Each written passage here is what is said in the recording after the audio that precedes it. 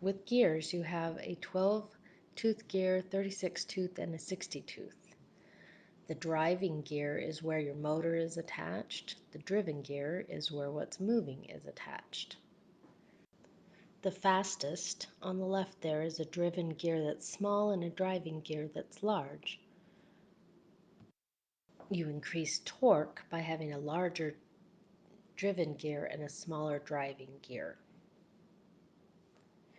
The idler gear, or gears, are all the gears in the middle. So this one has a large driving gear and a smaller driven gear, which means it's fast but has less torque. The gear in the middle is an idler gear, and it doesn't make any effect. But since we have an odd number of gears, both the driving and driven gear are going the same direction. If you have an even number of gears, the gears go opposite directions. Here you have an even number of gears, so you can see that they turn opposite directions. And since they're the same size, we don't have any speed or torque advantage. It takes 2 turns to fully turn the gear around, so the pink's back at the top.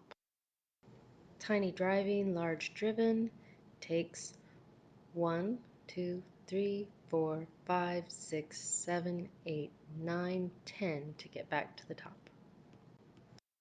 So our idler gear in the middle is the 36-tooth gear, but it doesn't make any difference.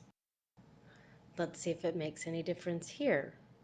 We have an even number of gears. We have a tiny gear that's driving and the large gear that's driven.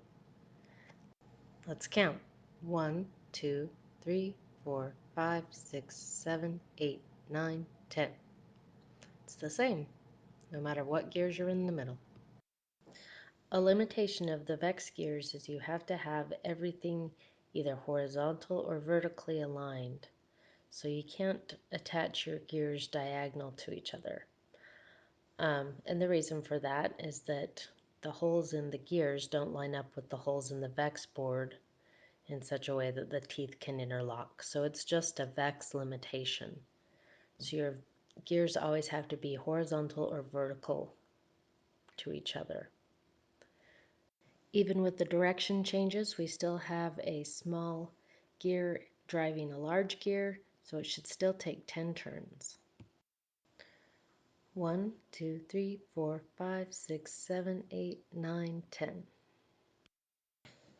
When we build some wheels, you can have your motor attached to one gear. These are all 36-tooth gears.